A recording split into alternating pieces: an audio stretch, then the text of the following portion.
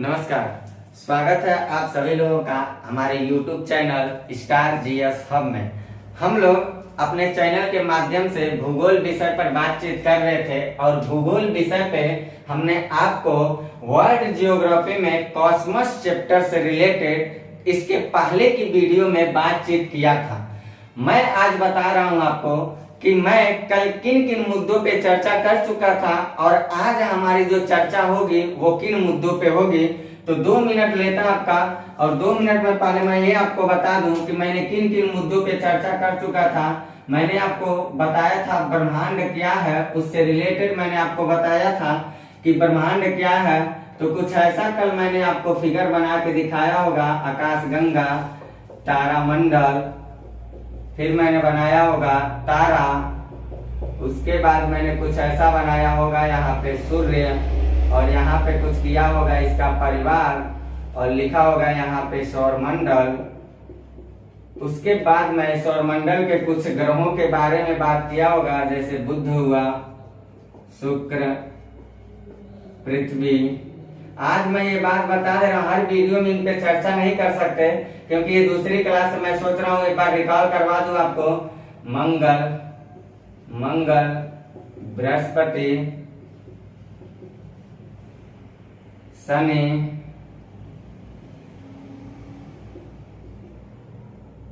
अरुण, वरुण और यम तो है नहीं, इस पे हम लोग चर्चा करेंगे। हमने बताया था इन ग्रहों के पास मैंने उपग्रह यहाँ बनाया था और यहाँ पे क्षुद्र ग्रह, उल्का, ऐसे धूमकेतु, ऐसे तमाम सारे पिंडों के बारे में लिखा था। मैंने बस ये बताया था कि ये जो आकाशीय पिंड है, इन सबका जो गिरोह है, बहुत सारे क्षुद्र, उल्का, उपग्रह, ग्रह, ये सब गिरोह एक परिवार के अंदर समाहित किए जाते हैं और परिवार के अंदर समाहित होने के नाते इन सब को डील करने वाला जो व्यक्ति है, जो इस परिवार को चलाने वाला, वो सूर्य है। तो सूर्य के परिवार होने के नाते इसको सौर परिवार बोला जाता है या सौर मंडल कहा जाता है या सोलर सिस्टम कहा जाता है। तो सूर्य जो है वो इस परिवार का मुखिया है और मैंने बताया था सूर्य एक तारा है, तारों का गिरोह तारामंडल होगा, बहुत सारे तारामंडल मिलेंगे, आकाशगंगा बनेंगे और आकाश गंगाओं का गिरोह सृष्टि ब्रह्मांड का निर्माण होगा। ऐसा मैंने इसके पहले की वीडियो में आपसे बातचीत किया था और मैं आपको ब्रह्मांड से रिलेटेड बातों को बताया था कि ब्रह्मांड क्या है, तो ऐसे कुछ बताया था। इसकी उत्पत्ति के पीछे रीजन क्या है, उसके बारे में मैंने बिग बैंग थ्योरी के बारे में बताया था। ब्रह्मांड कोई कल्पना है या वैज्ञानिक मत है, उसके बारे में मैंने आपको बताया था और भविष्य में मेरा ब्रह्मांड कैसा होगा उसके बारे में मैंने बताया था। आज जो हमारी क्लास चलेगी, आज जो मेरी क्लास चलेगी वो क्लास होगी आकाश गंगा से रिलेटेड। तो आज आप लोग इस बात को जान लीजिएगा कि अब हम रोज रोज इस फिगर को ड्रा नहीं कर सकते हैं। मैं आऊंगा, ब्रह्मांड के बारे में सारी बात बता चुका है, इसके बारे में आज मैं आपको आकाश गंगा के बारे में बताऊंगा और इसके बाद देखते हैं हम लोग आगे कहां तक की बातों को हम लोग कवर कर पाते हैं। जहां तक की बातों को कवर कर लेते हैं वहां तक की बातों को हम लोग कवर करने के बाद अगली बात को वहीं से कंटिन्यू करेंगे। तो ये फिगर मैं दोबारा आपको बताने वाला नहीं हूँ, आप इस बात को रिकॉल करिएगा, नोटबुक बनाते समय पहले ही इस फिगर को मेंशन कर लीजिएगा। आज हम बातचीत करने चल रहे हैं आकाश गंगा यानी गैलेक्सी से रिलेटेड और देखते हैं समय मिलता तो हम लोग बातचीत करेंगे तारामंडल पे। तारामंडल के बाद हम लोग बातचीत करेंगे तारा पे और तारा के बारे में जैसे हम लोग सब कुछ पढ़ लेंगे, तारों के जन्म और मृत्यु के बारे में जान लेंगे, तब हम लोग बातचीत करने आएंगे सूर्य और सौरमंडल के बारे में। यानी कि हम लोगों का टॉपिक होगा सौरमंडल। हम लोग सौरमंडल पढ़ेंगे, इस सौरमंडल में हम लोग सूर्य पढ़ेंगे, इन ग्रहों को पढ़ेंगे, उपग्रह पढ़ेंगे और कुछ आवारे पिंडों के बारे में जानेंगे। होल सोल हमारा ये टॉपिक कंप्लीट हो जाएगा। तो आपको मैं ये बात बता दिया, अगली बार फिर मैं इस फिगर को ड्रा करने वाला नहीं हूँ। इसके पहले की वीडियो में भी मैंने ड्रा किया था, तो आप इसको याद करते रहिएगा कि मास्टर आपको क्रम से क्या क्या बताने वाला है। इस फिगर को आप अपनी नोटबुक पे एक जगह मेंशन कर लीजिएगा। हम बातचीत करने चल रहे हैं आज आकाश गंगा से बारे में, आकाश गंगा से रिलेटेड मुद्दों पे करते हैं बातचीत। तो हम लोग देखते हैं आकाश गंगा के बारे में। आकाश गंगा, आकाश गंगा के बारे में, आकाश गंगा को एक और नाम से जाना जाता है, उसको कहा जाता है मंदाकिनी। मंदाकिनी, मंदाकिनी कहिए या आकाश गंगा कहिए, दोनों को एक ही है। और इसको इंग्लिश में भी, इसका इंग्लिश वर्जन भी लिख लीजिएगा, गैलेक्सी। इसको गैलेक्सी बोला जाता है। तो इन बातों को, इस पे हम लोग करते हैं चर्चा। ये क्या है आकाश गंगा, इस पे हम लोग करते हैं बातचीत। आकाश गंगा क्या, अभी मैंने बताया आकाश गंगा जो है वो तारों का जो गिरोह था तारामंडल, उन तारामंडलों का जो गिरोह है उसी को आकाश गंगा कहते हैं।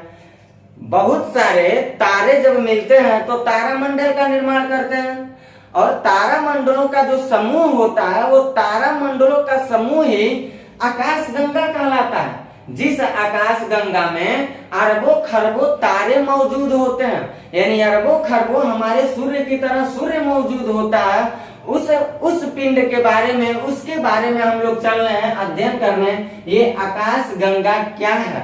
तो आकाश गंगा को मैंने बता दिया कि आकाश गंगा जो है, इस आकाश गंगा को एक अतिरिक्त नाम मंदाकिनी से जाना जाता है, जिसको हम लोग गैलेक्सी के नाम से भी जानते हैं।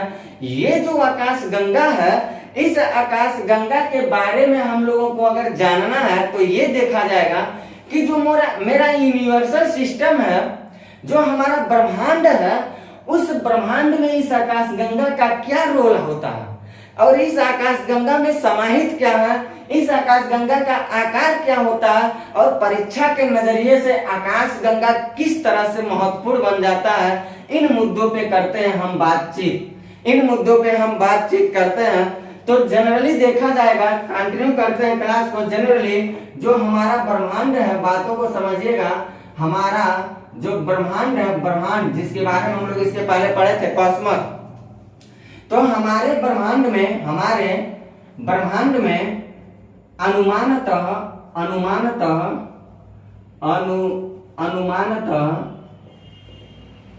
1000 अरब आकाश गंगाएं हैं। आकाश गंगाएं हैं 1000 अरब, लगभग 1000 अरब हमारे ब्रह्मांड में आकाश गंगा है।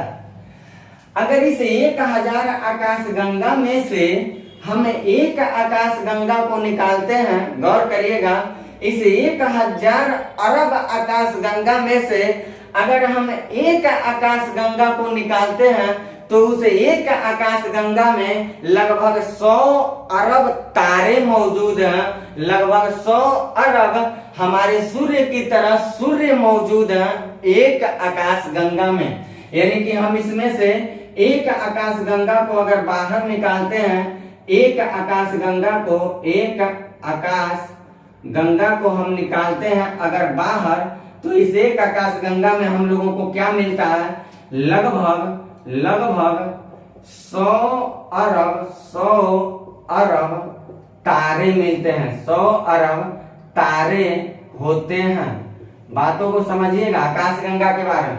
हमारा जो ब्रह्मांड है, उस ब्रह्मांड में अनुमानतः 1000 अरब आकाश गंगाएं मौजूद हैं। अगर उनमें से हम एक आकाश गंगा को निकालते हैं, 1000 अरब आकाश गंगा में से एक आकाश गंगा को अगर निकालते हैं तो लगभग हमको 100 अरब तारे मिलते हैं। यानी सूर्य की तरह लगभग 100 अरब सूर्य मिलते हैं।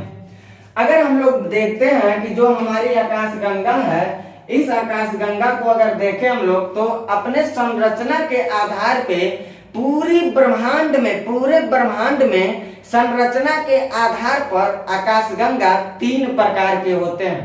जो गैलेक्सी हमारे हैं वो 3 तरह के होते हैं संरचना के आधार पर पूरी ब्रह्मांड में। तो कौन कौन से 3 तरह के होते हैं, यानी हम ये कह सकते हैं कि संरचना के आधार पर हम लोग क्या कह सकते हैं, संरचना के आधार पर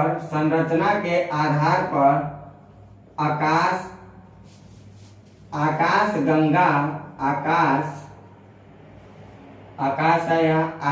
गंगा के प्रकार संरचना के आधार पे आकाश गंगा के कितने प्रकार होते हैं?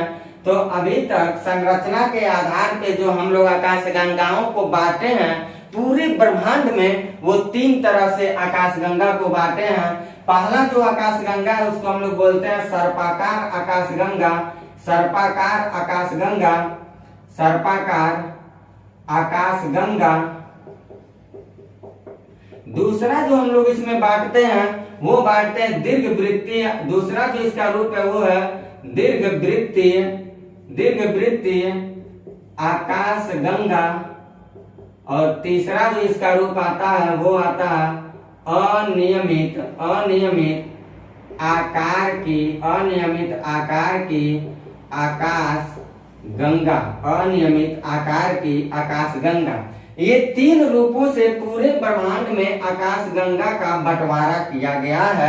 यानी संरचना के आधार पे आकाश गंगाओं को 3 रूप में हम लोग देखते हैं। यूं ही समझने के लिए आप ऐसे समझिएगा कि धरातल पे पूरी जो धरती है, इस पूरे धरती पे पूरे विश्व के लोगों का जो मकान बना है वो 3 तरह से बना है, वो 3 तरह से बना है। एक मकान छत का बना है, एक मकान झोपड़ी का बना है और एक मकान टीने का बना है। सपोज करिए धरती पे 3 तरह के, चाहे राजा हो चाहे गरीब हो, उसका मकान 3 ही तरह में से एक तरह कोई हो सकता है। या तो छत होगा, या तो झोपड़ी होगा, या तो टीना होगा, ऐसा मान लीजिए। ठीक उसी प्रकार हमारे ब्रह्मांड में अगर देखा जाए तो आकाश गंगा को भी 3 ही तरह से रखा गया। या तो सर्पाकार आकाश गंगा होगा, या तो दीर्घवृत्तीय रूप में होगा, या तो अनियमित आकार का होगा। अब एक सवाल बनता है कि इस आकाश गंगाओं में रहते कौन है? तो अभी जहां मैंने लिखा है 100 अरब आकाश गंगा, 1000 अरब आकाश गंगाएं हैं और एक आकाश गंगा में लगभग 100 अरब तारे हैं। यानी आकाश गंगा में कौन रह रहा? तारे रह रहे हैं। अब आकाश गंगा में जब तारे रह रहे हैं तो हमारा सूर्य भी तो एक तारा है, हमारा जो सूर्य है ये भी एक तारा है। तो सवाल ये बनता है कि हमारा जो सूर्य है वो इनमें से किस तरह के आकाश गंगा में रहता है? जो हमारा सूर्य है वो इन तीनों में से किस तरह के आकाश गंगा में वो रहता है? ये सवाल तो जरूर बनता है। क्यों बनता है? इसलिए बनता है क्योंकि आकाश गंगाओं में रहने का काम कौन कर रहा है? तारे कर रहे हैं, तारे कर रहे हैं। इसीलिए एक सवाल बनता है। तो हम लोगों को एक बात और देखना पड़ेगा कि जो हमारा सूर्य है, जो हमारा सूर्य दिखाई देता है, ये हमारा सूर्य, हम कह सकते हैं हमारा सूर्य, यानी कि पूरा सौरमंडल की बात कर रहे हैं, सौरमंडल की बात कर रहे हैं। हमारा जो सौरमंडल है, हमारा सौरमंडल दुग्ध मेखला, दुग्ध मेखला, या इसको हम लोग दुग्ध मेखला, या इसको हम लोग बोलते हैं मिल्की वे, मिल्की वे। हमारा जो सौरमंडल है वो दुग्ध मेखला, इसको याद रखिएगा, दुग्ध मेखला, मिल्की वे, या कह सकते हैं एरावत पथ, एरावत पथ नामक आकाश गंगा का भाग है, आकाश गंगा का भाग है। बात देखिएगा, जो हमारा सूर्य दिखाई देता है, यानी हमारा पूरा सोलर सिस्टम जो दिखाई देता है, वो पूरा हमारा सोलर सिस्टम दुग्ध मेखला नामक आकाश, जैसे आकाश गंगा जब 1000 अरब आकाश गंगाएं हैं तो हर आकाश गंगा का कोई न कोई नाम होगा। किसी का दुग्ध मेखला है, किसी का सप्तऋषि होगा, किसी का हाइड्रा होगा, किसी का सेंटारस, सॉरी किसी का सप्तऋषि होगा, किसी का दुग्ध मेखला होगा। हाइड्रा और सेंटारस तो तारामंडल, उसको यहाँ जिक्र नहीं करेंगे। ऐसे हर आकाश गंगाओं का तो अपना अपना नाम होगा ना, हर आकाश गंगा का अपना अपना नाम दिया होगा। यानी 1000 अरब है तो सबका कुछ न कुछ नाम होगा। तो उन सारे आकाश गंगाओं में किस नाम की आकाश गंगा में हमारा सूर्य या हमारा सौरमंडल रहता है, ये बात जानना है। जो 1000 अरब आकाश गंगाएं हैं, इस 1000 अरब आकाश गंगाओं का अपना अपना नाम है। तो किस नाम के आकाश गंगा में हमारा सौर मंडल रहता है? तो हम कहेंगे दुग्ध मेखला नाम की आकाश गंगा में हमारा सौर मंडल रहता है। अब ये जो दुग्ध मेखला आकाश गंगा नाम की आकाश गंगा है, ये दुग्ध मेखला नाम की आकाश गंगा इन तीनों में किस प्रकार की आकाश गंगा है? क्योंकि पूरे ब्रह्मांड के आकाश गंगाओं की बनावट जो है, बनावट वो या तो सर्पाकार होगा, या तो दीर्घवृत्ती होगा, या तो अनियमित आकार का होगा। तो ये सवाल तो बनता है जानने के लिए कि हमारा सौरमंडल अगर दुग्ध मेखला नाम के आकाश गंगा का भाग है तो वो दुग्ध मेखला किस तरह की है? सर्पाकार है कि दीर्घवृत्ती है कि अनियमित आकार की है? तो हम लोग अगली बात ये जानेंगे कि हमारा जो सौरमंडल सॉरी दुग्ध मेखला जो है, दुग्ध मेखला का आकार सर्पाकार है। इस बात को आप याद रखिएगा। यानी हमारा जो सूर्य है और हमारा जो सौरमंडल है वो किस नाम की आकाश गंगा में रहता है? तो कहिएगा दुग्ध मेखला। कहेगा दुग्ध मेखला का आकार कैसा है इन तीनों में? तो कहिएगा सर्पाकार है। कहिएगा आप वो सर्पाकार है, स्पाइरल है। आकाश गंगा तीन रूप में है, या तो स्पाइरल होगी, सर्पाकार होगी, या तो इलिप्टिकल होगी, दीर्घवृत्ती होगी, या तो इरेगुलर होगी, अनियमित आकार की होगी। तीनों में कौन सा है? कहिएगा सर्पाकार है। फिर इससे रिलेटेड हम लोगों को यह जानना है, जो हमारा सूर्य है, अब मैं यहाँ एक फिगर बनाता हूँ, जरा देखिएगा, और इसको स्क्रीनशॉट लेना ले लीजिए, क्योंकि मैं कुछ बातों को इरेज करूंगा। मैं यहाँ पे एक फिगर बनाता हूँ, सवाल जानने के लिए हम लोगों को देखना है। सपोज करिए हमारी आकाश गंगा, ये हमारी क्या है? आकाश गंगा। और हम ये जान गए कि ये हमारी जो आकाश गंगा है इसका नाम है दुग्ध मेखला। इसका नाम क्या है? दुग्ध मेखला। मान लीजिए दुग्ध मेखला इसका नाम है। और यहाँ कहीं हमारा सूर्य बैठा हुआ है। तो हमारा जो सूर्य है ये दुग्ध मेखला आकाश गंगा के चारों ओर क्या करता है? रोटेट करता है। हमारा सूर्य क्या करता है? रोटेट करता है, उसके चारों ओर घूमता रहता है। तो एक बात जानना ये हम लोगों को, जो हमारा सूर्य है वो आकाश गंगा के चारों ओर घूम रहा है, तो घूमने में एक कंप्लीट चक्कर लगाने में उसको कितना समय लग रहा है? एक कंप्लीट चक्कर लगाने में उसको कितना समय लग रहा है?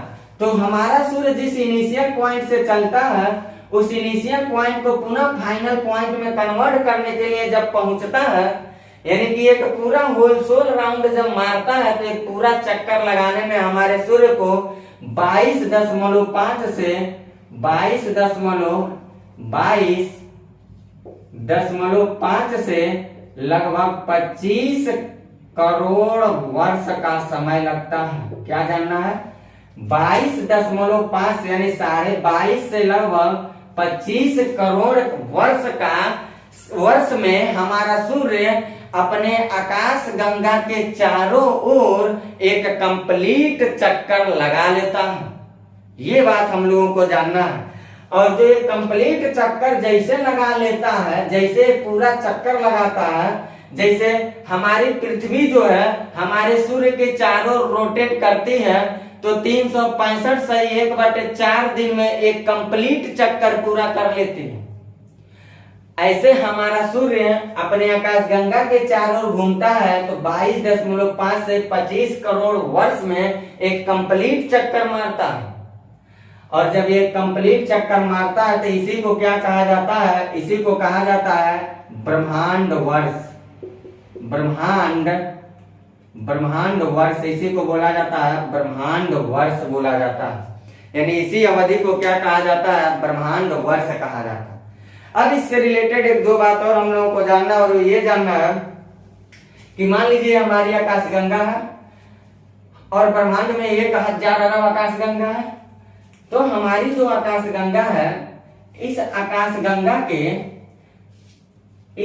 गंगा के सबसे पास स्थित कौन से आकाश? एक यहाँ होगा, एक यहाँ होगा, एक यहाँ होगा। ऐसे दूरी के हिसाब से सारे आकाश गंगा हैं। जैसे मान लीजिए क्लास में हम 10 भाई बैठ के पढ़ रहे हैं, और कोई पूछे कि राम नाम का जो लड़का बैठा उसके सबसे नजदीकतम लड़का कौन बैठा, तो जो उसके सबसे नजदीकतम होगा उसके बारे में आप बताएंगे कि फला मोहन नाम का लड़का बैठा हुआ।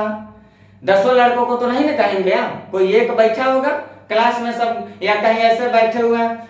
तो ऐसे इस आकाशगंगा को जब बना है तो इसमें 1000 आकाशगंगा, अरब आकाशगंगा है, तो कौन सी ऐसी आकाशगंगा है जो हमारी आकाशगंगा के सबसे नजदीक में आती है। जैसे पूछा पृथ्वी के सबसे नजदीक का तारा कौन है, तो कहते हैं सूर्य है। ऐसे हमारे आकाशगंगा के सबसे नजदीक का आकाशगंगा कौन है, ये बात जानना। तो हमारे आकाशगंगा का सबसे नजदीकी आकाशगंगा जो है वो है एंड्रोमेडा। वो कौन है, एंड्रोमेडा, यानी कि एंड्रोमेडा आकाशगंगा हमारी आकाशगंगा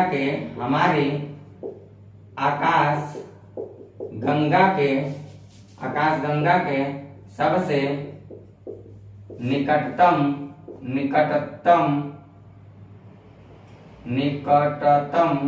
आकाशगंगा है, निकटतम आकाशगंगा। इस बात को आप लोगों को याद रखना। और एक बात और नोट कर लीजिएगा कि हमारा सूर्य अपने आकाशगंगा का कंप्लीट चक्कर लगाने में 22.5 से 25 करोड़ वर्ष का समय लेता है। इतनी बातों को आप आकाशगंगा से रिलेटेड याद रखेंगे जो एग्जाम के नजरिए हुबहू आपको टोटल सवाल है। कोई भी इसमें बकवासबाजी और डायलॉगबाजी की बातें समाहित नहीं है, वह टोटल आपके सिलेबस के अकॉर्डिंग है। लीजिए स्क्रीनशॉट, चलते हैं अगले मुद्दे पे। देखते हैं हम लोग अगली चीज, हम लोग देखते हैं आकाशगंगा को पढ़ने के बाद जो मैंने फिगर बनाया था उस फिगर में देखिएगा अगली बात हम लोगों का क्या होगा। तो ब्रह्मांड के बाद मैंने आकाशगंगा बनाया था, और आकाशगंगा के बाद मैं जो फिगर बनाया हूँ वो फिगर है तारामंडल का, यानी कि हम लोग बातचीत करने चल रहे हैं अब तारामंडल से संबंधित। हम लोगों की जो बातचीत होगी वो होगी तारामंडल से संबंधित। तारामंडल को भी एक अलग नाम से जाना जाता है, तो यही लिख लीजिएगा, नक्षत्र नाम से जाना जाता है, नक्षत्र नाम से जाना जाता है। कॉन्स्टिलेशन इसको बोलते हैं, इसका इंग्लिश भी यहाँ लिख लेते हैं हम लोग, कॉन्स्टिलेशन। देखते हैं हम लोग इसके बारे में बातचीत करते हैं, इसके बारे में तारामंडल या नक्षत्र बातचीत करते हैं ये क्या होता। तो सबसे पहले तो हम लोगों को ये जानना है कि तारामंडल क्या होता है। सबसे पहले हम लोगों को ये जानना है तारामंडल क्या है। तो तारामंडल क्या होता है, तारामंडल जानने के लिए ब्रह्मांड में बहुत सारे तारे हैं, तारे, और तारों का जो ग्रुप होता है, सपोज करिए तारे 4-5 ये तारे मिल गए, तिनका जो गिरोह है, इसी गिरोह को हम लोग क्या कहते हैं, तारामंडल कहते हैं। तारों का जो गिरोह होता है वो तारामंडल कहलाता है। और तारामंडलों का जो गिरोह होगा, सपोज करिए ऐसे 4-5 ये तारे हैं, ये तारामंडल, ये भी तारामंडल है, सपोज करिए ये भी तारामंडल है, ये भी तारामंडल है। ऐसे जब 4-5 तारामंडल मिलेंगे तो ये 4-5 तारामंडल एक जगह जब मिलते हैं, इसी को कहा जाता है आकाशगंगा, जो हम लोग अभी पढ़े हैं, इसी को आकाशगंगा कहते हैं। यानी कि आकाशगंगा में कई तारामंडल हमको मिल रहे हैं, और एक तारामंडल के अंदर कई गो तारा मिल रहे हैं, कई गो सूर्य मिल रहे हैं, और एक सूर्य को अगर निकालेंगे तो एक सूर्य के अंदर कई गो ग्रह मिलेंगे, और एक ग्रह के अंदर देखेंगे तो कई गो उपग्रह मिलेंगे। यानी कि हमारी जो पृथ्वी ग्रह है, पृथ्वी जो ग्रह है वो किसी एक तारे के अंदर रहती है, किसी एक तारे के। सोचिए ब्रह्मांड कितना असीमित में है, ब्रह्मांड के बारे में भी हम लोग कुछ नहीं जानते हैं, इतनी बड़ी रहस्य छिपी हुई है हमारे ब्रह्मांड में। तो तारामंडल से रिलेटेड बातों को क्या करना, हम लोग क्या जानना है इसमें। सबसे पहली बात तो इसमें हम लोगों को ये जानना है कि जो तारे होते हैं साहब, जो तारे होते हैं स्टार, जो तारे होते हैं, तारों के समूह को तारामंडल कहते हैं। सबसे पहली बात ये जानेंगे हम लोग, तारों के समूह को तारामंडल कहते हैं, सबसे पहली बात जाना जाएगा।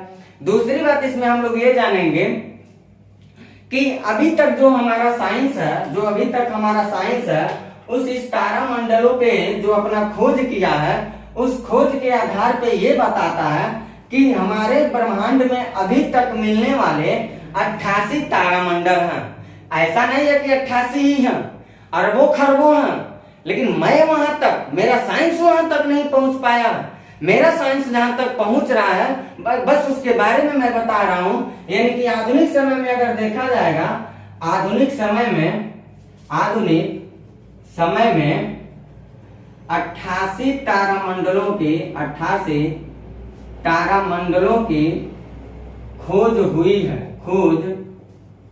है।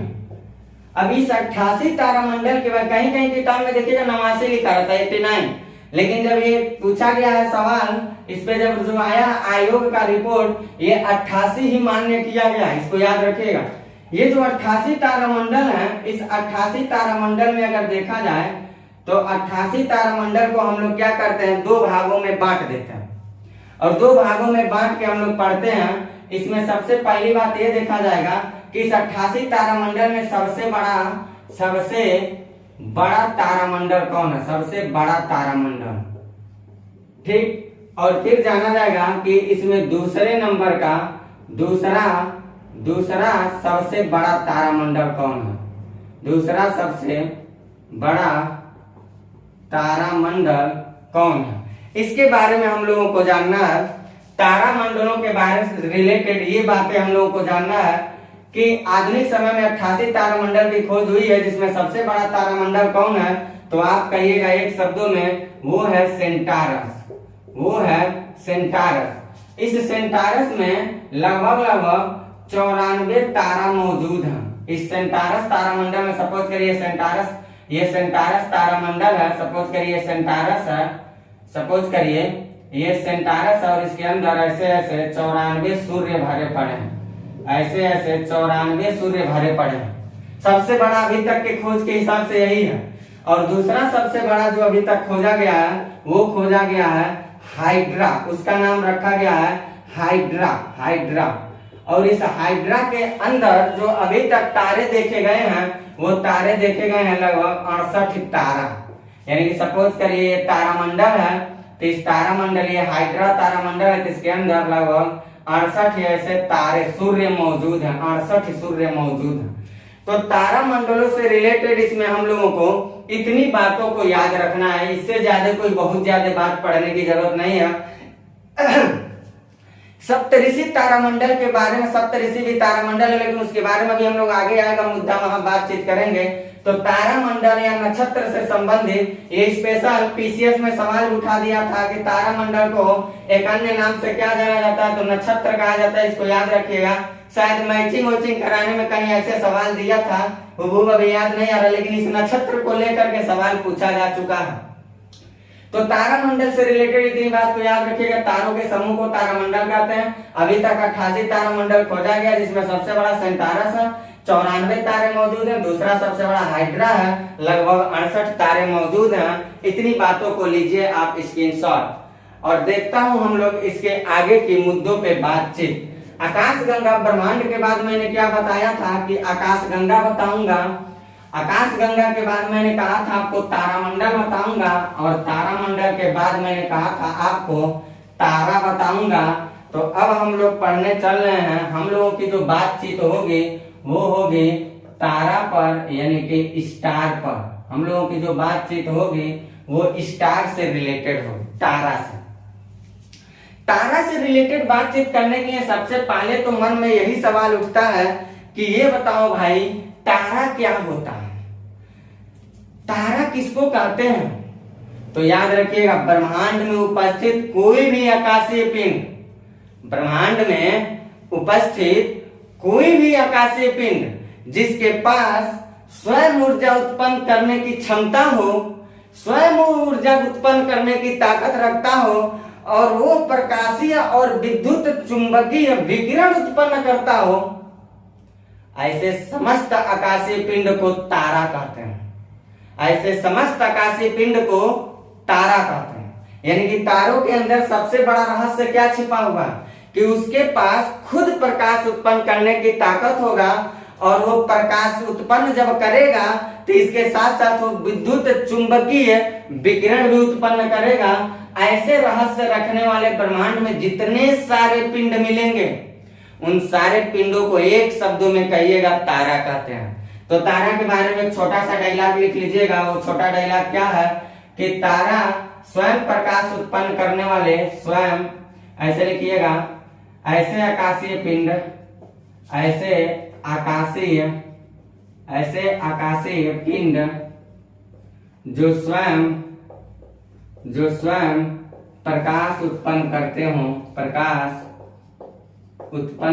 हो तारा कहलाते हैं। इस बात को आप याद रखिएगा। और ये विद्युत चुंबकीय विकिरण भी उत्पन्न करते हैं। अब इसी से रिलेटेड हम लोगों को, तारा से रिलेटेड हम लोगों को सारे मुद्दों पे बातचीत करना। हमारे आकाशगंगा में हम लोगों ने देखा, आकाशगंगा में भरा कौन था? तारामंडल भरे थे।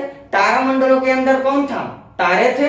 यानी कि एक आकाशगंगा में लगभग 100 अरब तारे मिलते थे। और हमारे ब्रह्मांड में 1000 अरब आकाशगंगा है, तो तारा कितने होंगे? यानी कि पूरे अगर ब्रह्मांड की हम बातचीत कर रहे हैं तो हमारे संपूर्ण ब्रह्मांड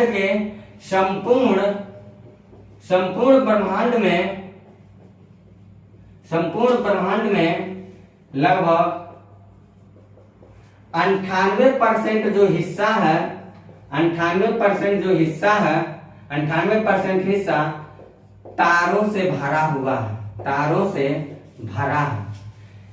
यानी ब्रह्मांड में अगर 100 गो पिंड होंगे तो उस 100 पिंड में लगभग 98 पिंड प्रकाश उत्पन्न करने वाले होंगे। लगभग डाटा कोई भी ऑथेंटिक नहीं है, कोई भी ऑथेंटिक डाटा पैमाना का ये मत लेके चलिएगा। यहाँ पर ये अप्रोक्सीमेटली 98% जो डाटा है इसको मान के चलिएगा, अप्रोक्सीमेटली है, लगभग में है, अनुमानता है।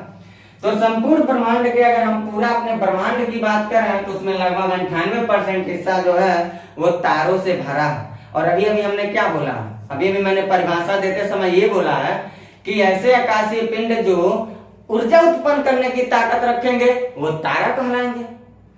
आपके मन में एक सवाल जरूर बनेगा कि बता दे भैया, ये तारों के अंदर ऊर्जा आता कहां से है? ऊर्जा उत्पन्न करने की क्षमता रखते कहां से हैं? ऐसे आकाशीय पिंड जो ऊर्जा उत्पन्न करते हैं, प्रकाश उत्पन्न करते हैं, तारा कहलाते हैं। ये तो बात समझ आ रहा, लेकिन वो प्रकाश उत्पन्न करते कैसे हैं? उनमें प्रकाश आता कहां से है? इसको जरा देखते हैं हम। यानी कि तारों के अंदर जो प्रकाश उत्पन्न होता है उसके अंदर की देखते हैं हम लोग रहस्य।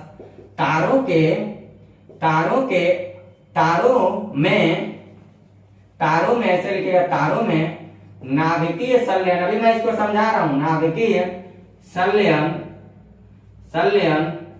प्रक्रिया द्वारा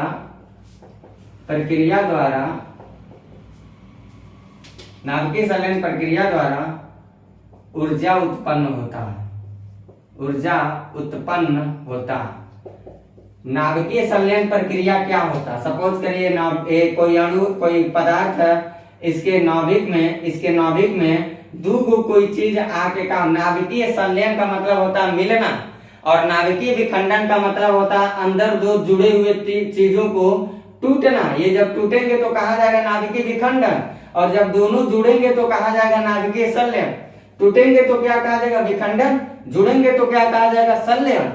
तो नाभिक में संलयित होता है कुछ चीज, इसके नाभिक में कोई ना कोई दो चीज आके मिलता है। वो क्या मिलते हैं? तो इसके नाभिक में, एक पिंड के नाभिक में, तारों के नाभिक के अंदर यानी कि तारों के सेंटर में क्या होता है?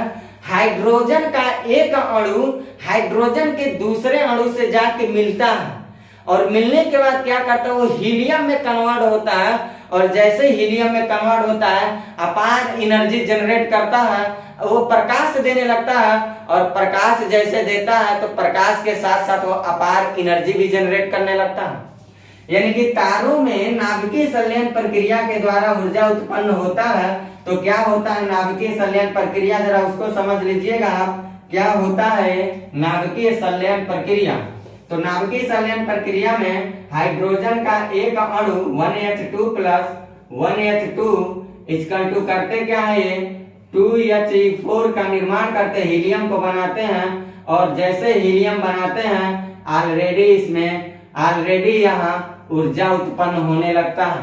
ऑलरेडी वहाँ क्या होता है, ऊर्जा उत्पन्न होने लगता है, यानी कि नाभिक के अंदर, इस नाभिक के अंदर हाइड्रोजन का एक अणु हाइड्रोजन के दूसरे अणु से जाके मिलेगा। और मिलने के बाद क्या होता है, मिलने के बाद ये सीधे हीलियम में कन्वर्ट होता है, हीलियम में। और जैसे हीलियम में कन्वर्ट होता है इसके अंदर एनर्जी पैदा होता है। और जो एनर्जी जनरेट होता है वही एनर्जी अंतरिक्ष में चारों तरफ फैलने लगते हैं। और ऐसे हमारा जो सूर्य दिखाई देता है, ये सूर्य भी एक तारा है, जो हमें सूर्य भगवान दिखते हैं वो भी एक तारे हैं। और वो जो इतना आंच फेंकते रहते हैं ना, इतना प्रकाश जो फेंक रहे हैं, इतना आंच धूप में, हम लोग कहते हैं कितना लू गिर रहा है, वो जो उनका आ रहा है जो ऊर्जा, वो ऊर्जा आने के पीछे क्या रहस्य है, तो उस सूर्य के नाभिक में यही घटना घट रहा है।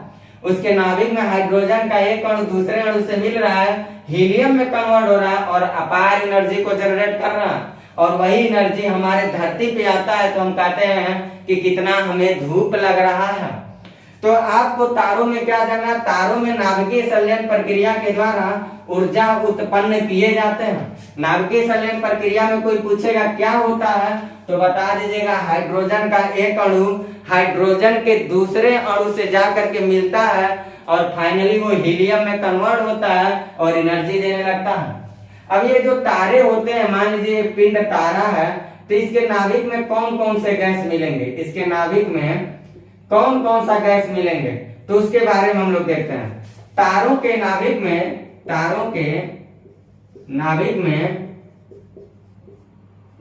में निम्न पदार्थ मिलते हैं, निम्न पदार्थ मिलते हैं। वो निम्न पदार्थ क्या है जरा उसको देखते हैं। तो उस निम्न पदार्थ के बारे में हम लोग देखते हैं। जो निम्न पदार्थ है उसमें 71% जो हिस्सा है, इसमें तारे में 71% जो हिस्सा है, ये 71% हिस्सा क्या है, स्पेशल हाइड्रोजन है।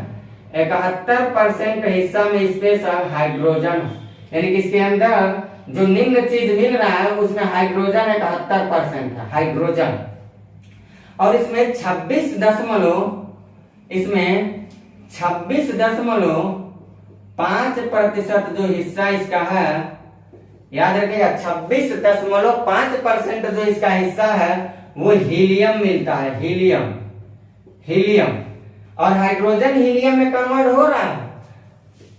और इसमें बचे हुए जो भाग हैं, जो बचे हुए इसके भाग हैं, बचे हुए कितने भाग होंगे, 71, 26 यानी कि 6-7 लगभग 2.5%। तो 2.5% जो इसका हिस्सा है, 2.5% हिस्सा में क्या है, तो हम कहेंगे इतने हिस्से में अन्य तत्व विद्यमान है, अन्य तत्व, बहुत सारे तत्व विद्यमान है। हम लोग क्या बोलेंगे, तारों के नाभिक में कई तरह के पदार्थ मिलते हैं जिनमें 71% हिस्सा स्पेशल हाइड्रोजन का है, 26.5% हिस्सा स्पेशल हीलियम का है और 2.5% हिस्सा इस अनेक सारे तत्वों से मिलकर बना हुआ है। अब इसमें हम लोगों को तारे से रिलेटेड, तारे में अभी हमने देखा कि इसके अंदर हाइड्रोजन से हीलियम बन रहा है, तो जैसे हीलियम बनेगा तो तारा ऊर्जा देने लग रहा है, तो तारों के अंदर उष्मा बन गई ना, उसमें जब ऊर्जा आ रहा है तो वो गर्म होंगी। जब गर्म होंगी तो एक बात हम लोगों को जानना है कि जो तारा जितने गर्माएगा उसके जिंदगी पे उतना क्या प्रभाव पड़ेगा। तो जो तारा जितना गर्म होता है, यानी जितना चमकने लगता है, जो रात को हम लोग देखते हैं, कहते हैं सितारे दिखाई दे रहे हैं आसमान में, हम लोग कहते हैं। और गाँव में रहेंगे तो हमारे यहाँ के गाँव की रीजनल भाषा में जोनी बोलते हैं लोग। तो जो सितारे होते हैं वो सब अपने आप में सूर्य हैं, वो सब के सब तारे हैं।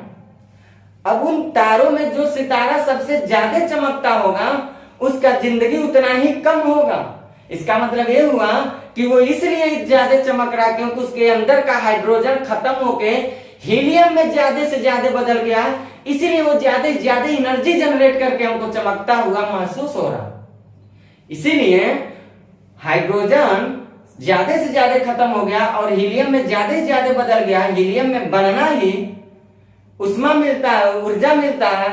इसीलिए कह सकते हैं कि जो तारा जितना चमकेगा उसका जीवन काल उतना ही क्या होगा, कम होगा। जो तारा जितना चमकेगा, जो तारा जितना चमकेगा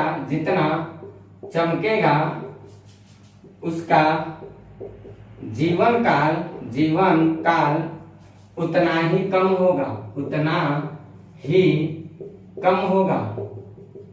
अगर उतना ही कम हो रहा है तो एक बात आपसे हम पूछूं कि ये बताइए तारों का जो रंग है वो क्या रिप्रेजेंट कर रहा है, क्या चीज की सूचना दे रहा है। तो तारों का जो रंग होता है, तारों का रंग उनके आयु की सूचना देते हैं, उनके आयु की सूचना देते हैं। आयु की सूचना कैसे दे रहा है भाई? जो तारा जितना चमकता है उतना उसका जीवन काल कम होता है। इसका मतलब तारा जितना चमक रहा है उतना ही उसमें हाइड्रोजन हीलियम में बदल गया और वो तारा जल्द ही मरने वाला है। अभी इसके बाद हम लोग तारों के जीवन और मरण चैप्टर को पढ़ेंगे कि तारा कैसे पैदा होता है और कैसे तारा मर जाता है, इसके बारे में भी हम लोग जानेंगे। तो तारा जब जितना ही वो चमक रहा है उसका जिंदगी उतना कम हो रहा है, तो तारों का चमकना क्या बता रहा है? उसके आयु बता रहा है कि वो कितना जल्दी मरेगा, कितना दिन जिंदा रहेगा।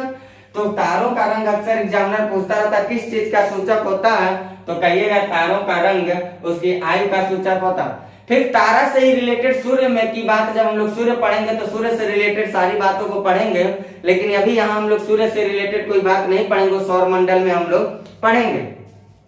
अब पृथ्वी से देखे जाने वाला, पृथ्वी से बहुत सारे तारे दिखाई देते हैं हम लोगों को, लेकिन जो तारे दिखाई देते हैं उसमें एक तारा है जो सबसे ज्यादा पृथ्वी से दिखने में चमकता हुआ महसूस होता है। तो अक्सर एग्जाम में पूछा जाता है पृथ्वी से देखे जाने वाला, पृथ्वी से देखे जाने वाला सबसे चमकीला तारा, सबसे चमकीला तारा कौन है? तो कहेंगे पृथ्वी से देखे जाने वाला जो सबसे चमकीला तारा है वो साइरस है, साइरस। इस साइरस को कहा जाता है डॉग स्टार, इसी को बोला जाता है डॉग स्टार, यानी ये पृथ्वी से देखने में सबसे ज्यादा चमकता है। एक ध्रुव तारा की बात की जाती है, ध्रुव तारा की, उसको भी हम लोग लिख लेते हैं ध्रुव तारा की। तो ये ध्रुव तारे जो होते हैं, ध्रुव तारा, ये ध्रुव तारा सदैव उत्तर की ओर दिखाई देता है, सदैव उत्तर की ओर दिखाई देता है, उत्तर की ओर दिखाई देता है, हमेशा दिखाई देता है। और ये ध्रुव तारा जो है ये किस तारामंडल में आता है? जैसे सूर्य एक तारा है तो किस तारामंडल में आया? तो कहेंगे मिल्की वे में आया। ऐसे ध्रुव तारा है किस तारामंडल में होगा? तो कहेंगे सप्तऋषि तारामंडल में, सप्तऋषि तारामंडल, सप्तऋषि तारामंडल। ये 7 ऋषियों के नाम पे सप्तऋषि तारामंडल का नाम रखा गया है, जिसमें ध्रुव तारा दिखाई देता है। तो इस ध्रुव तारा को याद रखिएगा, इससे रिलेटेड सवाल पूछता रहता है रीजनिंग में एग्जामिनर कि आप घनघोर अंधेरी रात में खड़े हैं, आपको दिशा भ्रम हो गया है, आपको ध्रुव तारा दिखाई दे रहा है, आपका घर पश्चिम दिशा की ओर है, आप किधर चलेंगे? ऐसे कुछ सवाल पूछेगा, आप किस दिशा की ओर चलेंगे या किधर आपकी घर है? तो ध्रुव तारा को देख करके उत्तर से निकाल के आप सीधे ध्रुव तारा जिधर दिखेगा उसको उत्तर मान लीजिएगा। उत्तर मान लीजिए, यहाँ खड़े हैं, ध्रुव तारा इधर दिखाई दे रहा, उत्तर मान लिए, और ठीक अपने पीछे के हिस्सा को साउथ मान लीजिएगा, दक्षिण, और उसके ओर मुंह करके खड़े हैं। अपने दाहिने हाथ को पूरब मान लीजिएगा और अपने बाएं हाथ को पश्चिम मान लीजिएगा, और फटाफट डायरेक्शन निकाल के रीजनिंग के सवाल को पुट कर दीजिएगा, फटाफट पुट कर दीजिए। तो हम आपको तारा के बारे में सब बता दिए। अब इसके बाद हम लोग जानेंगे तारा जो है ये कैसे पैदा होते हैं और तारा जो है ये कैसे मरते हैं। लेकिन तारों के जन्म और मृत्यु के बारे में चर्चा करने से पहले हम आपको एक बात बता दे रहे हैं कि हम लोग इस चैनल पे, अभी आप जानते हैं नया अभी हम लोग आए हैं और चैनल पे हम काम जो कर रहे हैं जितनी ईमानदारी के साथ आप देख ही रहे हैं, इसमें कुछ कहने की बात क्या है ये तो आप खुद देख रहे हैं। तो आप लोगों से मेरा यही कहना है कि थोड़ा आप लोग मेरा भी कल्याण करिए। मेरा कल्याण क्या करना, मेरे मनोबल को बस बढ़ाना है। आप लोगों को वीडियो को देखिए, ज्यादा से ज्यादा इसे लाइक शेयर और सब्सक्राइब करवाते रहिए, बेल आइकन को भी दबाइए, ऑल नोटिफिकेशन को जारी रखिए और आप कोशिश करिए कि वीडियो को खोलिए, जरूर पढ़िए, लाइक तो करना बिल्कुल मत भूलिए। ज्यादा से ज्यादा लाइक करिए, आप इसको ज्यादा से ज्यादा शेयर करिए और ज्यादा से ज्यादा सब्सक्राइब करिए और ज्यादा से ज्यादा आप हमारे चैनल के बारे में अपने लोगों से परिचित कराइए, ताकि हमारी मनोबल बढ़ती रहे। और मेरी मनोबल जब बढ़ती रहेगी तो हमें लग रहा है कि हम और कुछ अच्छा आपके लिए कर सकते हैं, और कुछ अच्छा आपके लिए कर सकते हैं। तो हम आज की क्लास को यहीं स्थगित करते हैं और आप क्या करें, हम लोग अगले क्लास में तारों के जन्म और मृत्यु को लेकर के बात को जानेंगे। वहां से हम लोग अपनी अगली बातचीत को शुरू करेंगे। तो आज के लिए बस इतना ही और मिलते हैं हम आप लोगों से अगली क्लास में। लेता हूं आप लोगों से इजाजत, बाय, बेस्ट ऑफ लक।